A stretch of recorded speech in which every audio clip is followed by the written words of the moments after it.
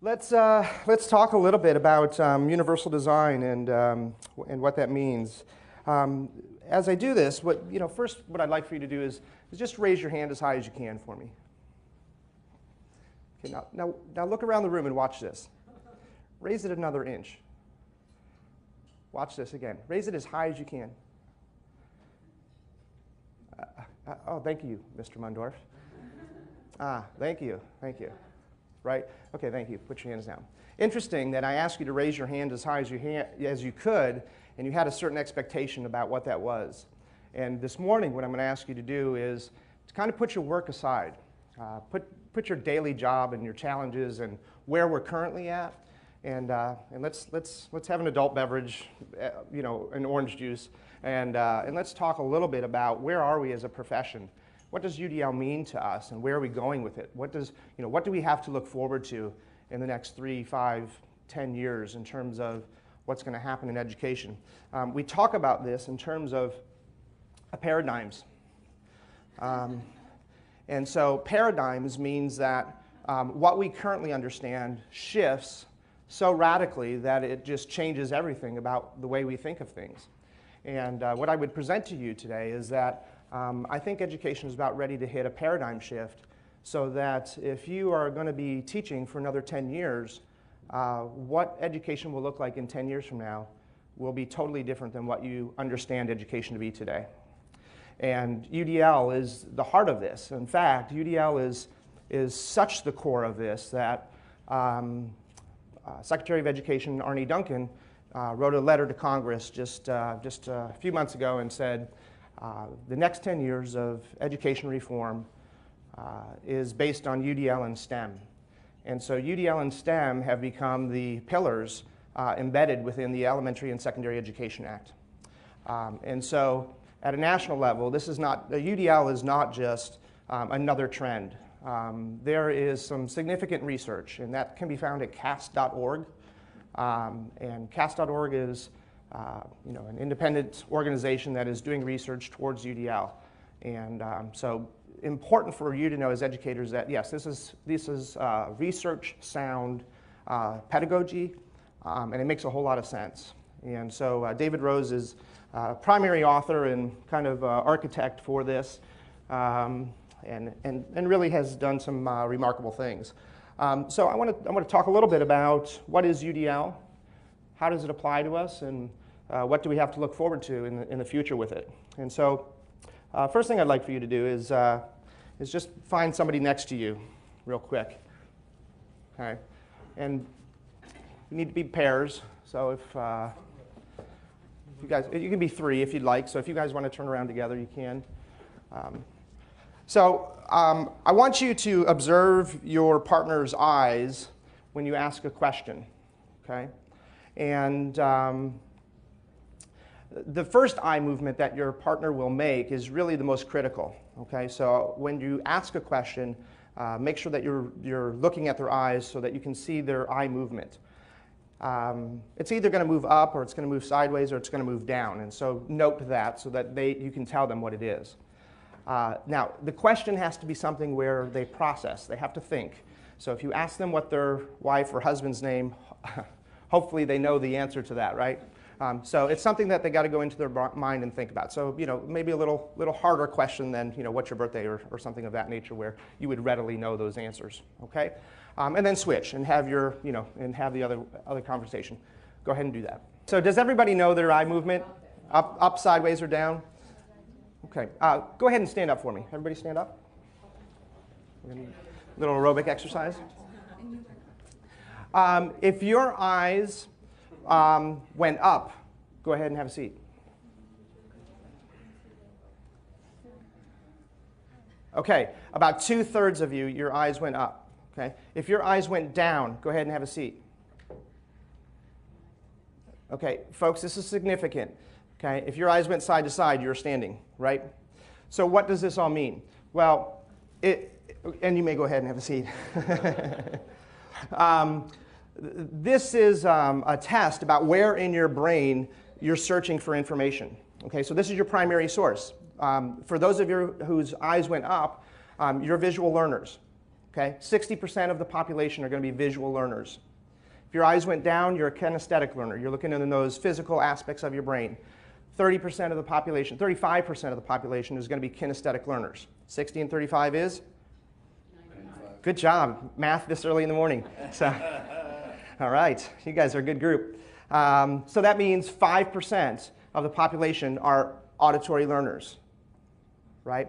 So what that tells us about education is that 1 out of 20 students have strengths in the auditory mode of receiving information. That's paradigm shift, right? So if we're doing nothing but lecturing, really we're talking to strengths of 1 out of 20 kids. And so education must be visual, it must be kinesthetic, and it must be auditory. The fact that 1 out of 20 strength really also speaks to education that this is a deficit. And so it's something that we have to specifically target and specifically teach about how to listen and how to interact with information so that we can receive, because primarily our world is based on receptive language through auditory processing, right? When we add in disabilities to this equation, if we have a student who is visually oriented, brain wired for visual, but then we have visual processing disorders, we have some real significant challenges that we have to work through as educators. And so this bimodal world is really, really important. And so universal design talks about 3 neural networks in the brain. Do I have a slide on this, John? No, okay. Our internet issues this morning, but CAST.org has these 3 neural network pictures of the brain. How many are familiar with CAST and UDL? Okay, so I'm not going to go into the elementary level of that. We're just really going to kind of talk about what does this mean for us.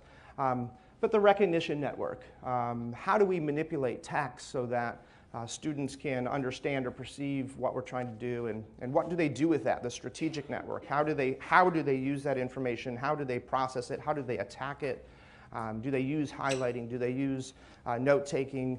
All of those kind of things about how to access information and manipulate information. And then there's an effective network. How high will you raise your hand?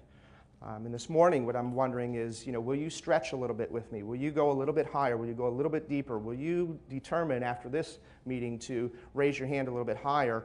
Or will you stand on top of your chair? The reality is we could have stood on top of the table, because raise your hand as high as you could. Really, it's a motivation, right? Some of you are like, all right, here I am. I'm here at 7:30 in the morning. What else do you want from me? So motivation in education really has significant factors in terms of how much effort will children apply towards achieving the tasks that we lay before them.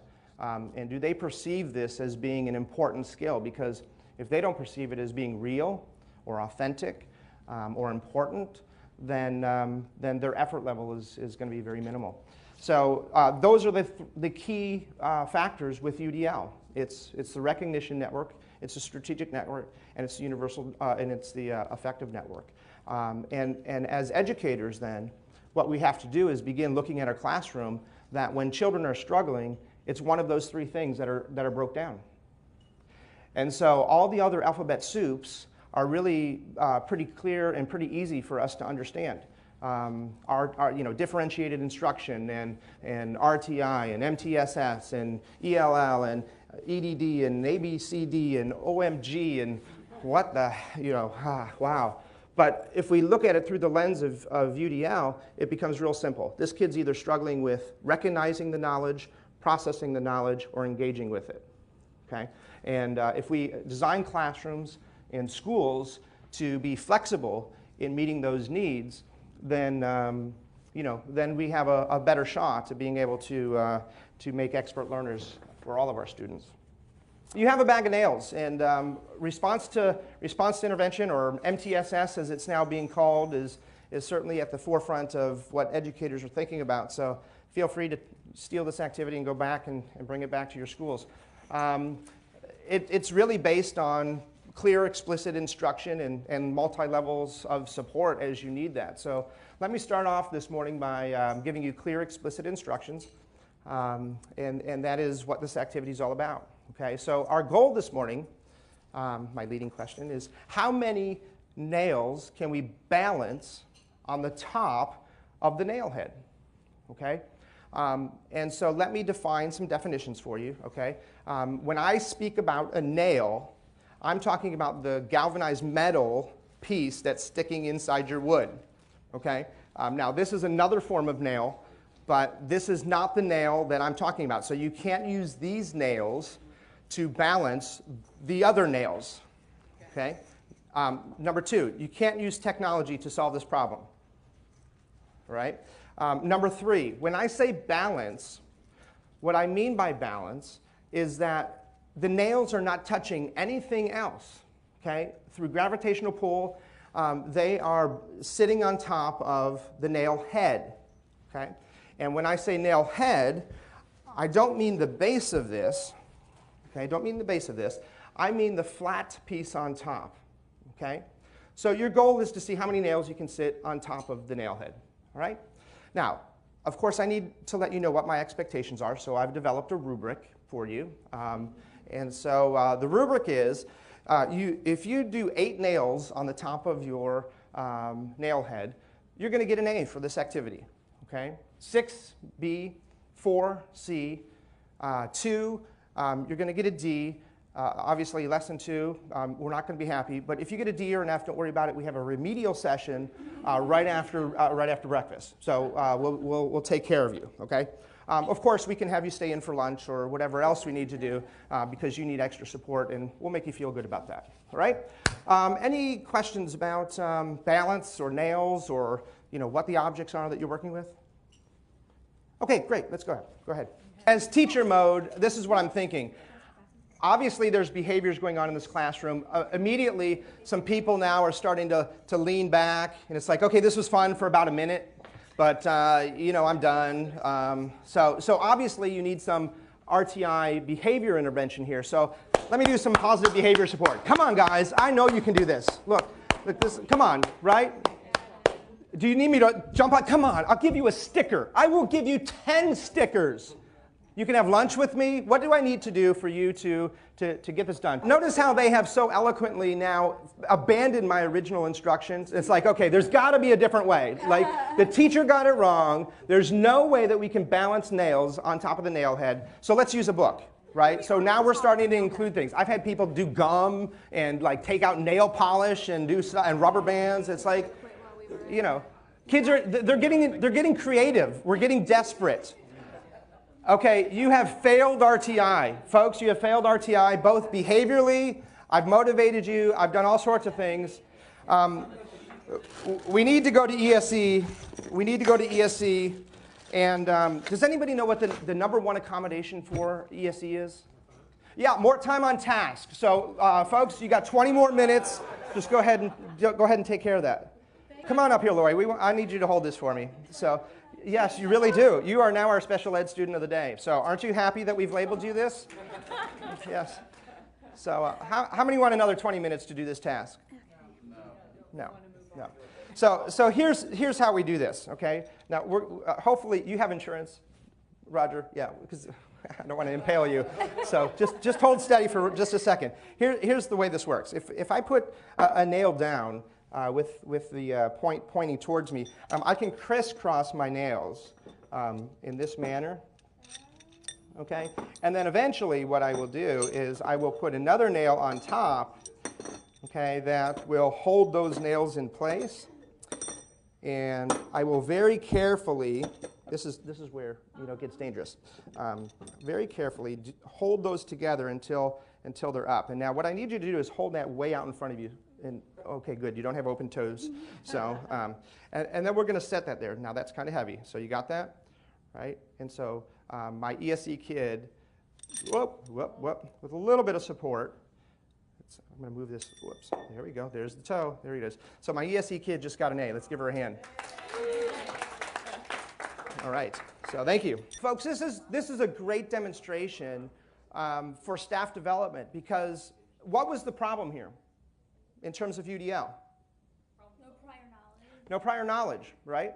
Recognition network. It was a recognition network error. Once you saw the pattern, Once you understood how it worked, you would instantly be able to say, oh, okay, I can do this now. I see the pattern, right? How about strategy? You were engaged in strategies. How many strategies did you employ, right? But then your strategies failed, and you had nothing else to go on. So we had some strategic breakdown. What did that affect? Yeah, it affected motivation, right? So you see in education how if we can identify what the root cause in terms of UDL is, then all those other factors can be resolved very easily, right?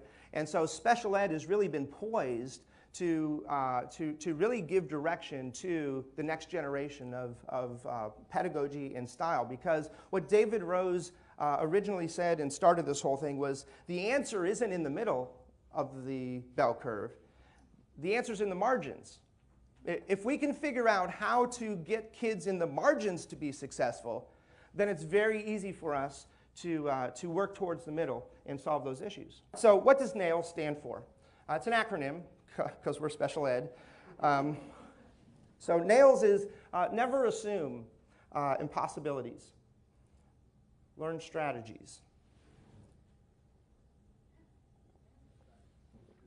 When you see kids struggling, understand where they're struggling, why they're struggling, and look for those strategic things that can take care of or resolve those issues.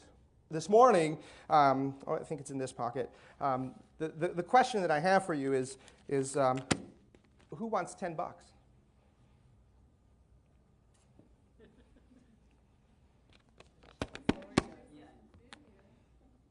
Who wants $10?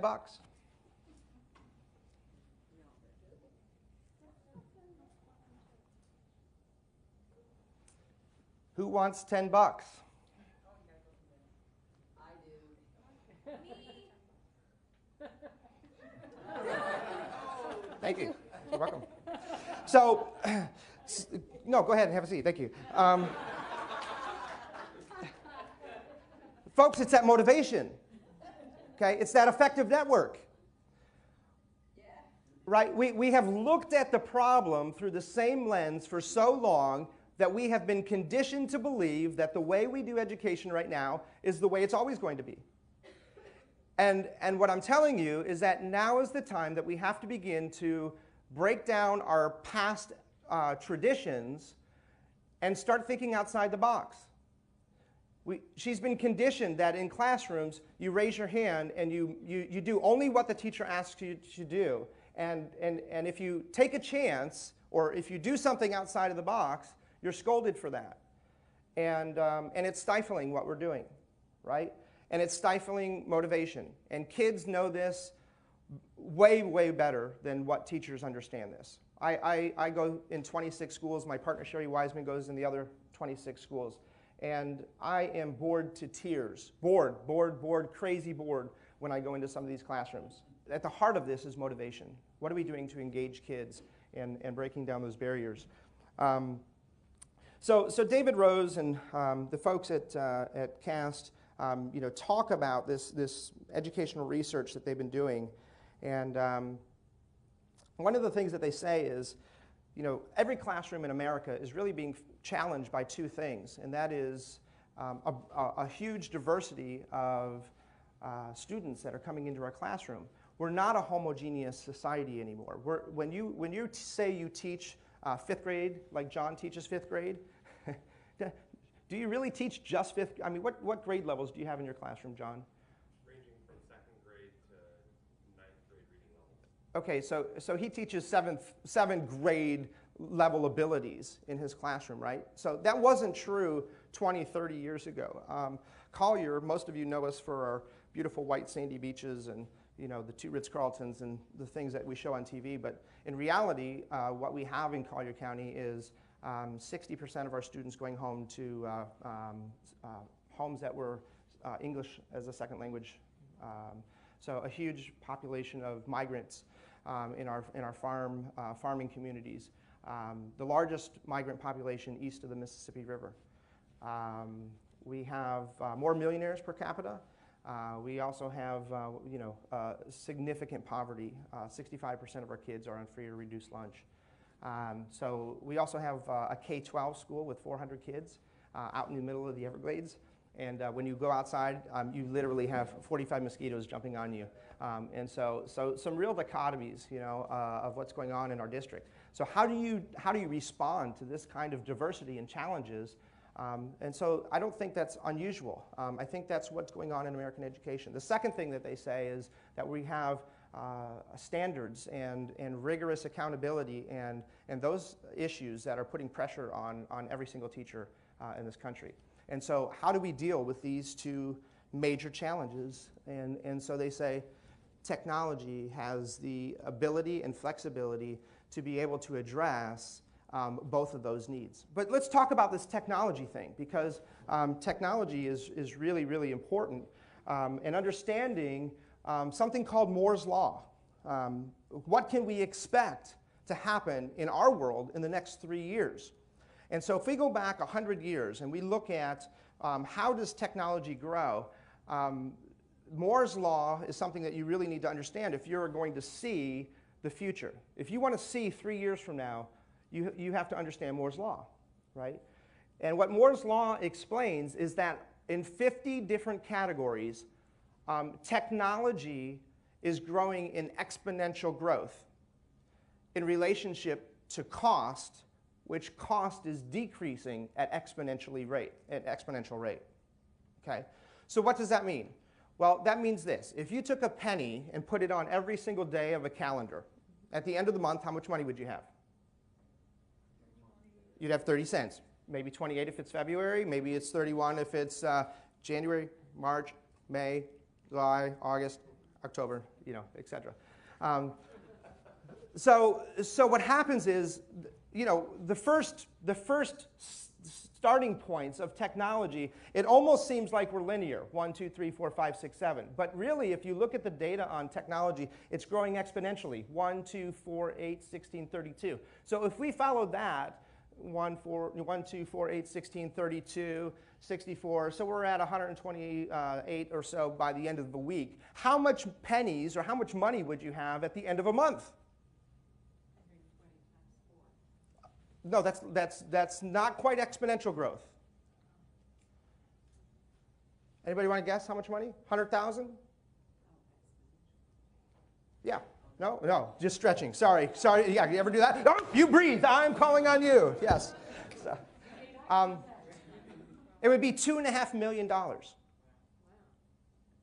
If it's 31 days, then it's $5 million, right? Because what happens is this thing called the elbow of bend, and it happens right around here, where all of a sudden linear perception, our perception of this has been linear, right? But at the elbow of bend, technology starts shooting up this way.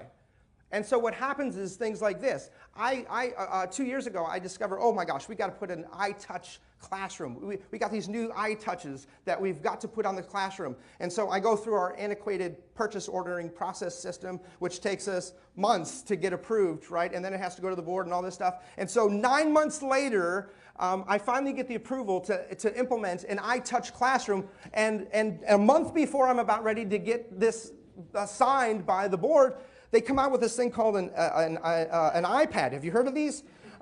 They're fantastic, right? And so I'm like, look, I'm sorry, we have to change this. We can't do an iTouch classroom. We have to do an iPad. And so it takes me 3 months to do this. And so now finally it's the next school year, and it's the beginning of the school year, and we get the equipment, we get it organized, and we bring it out to the kids. We've got Nanos, and we've got iPod Touches, and we've got iPads, and we walk in and we open it up, and the kids go, oh my gosh, these are the old Nanos. They don't have cameras.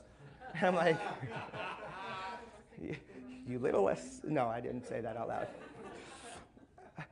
And so then, you know, we go through October through, you know, May, and then the kids come in the next year, and they're like, oh my gosh, we got iPads in our classroom. Oh, these aren't the iPad 2s? Mr. Schulte, when are we getting the iPad 2s?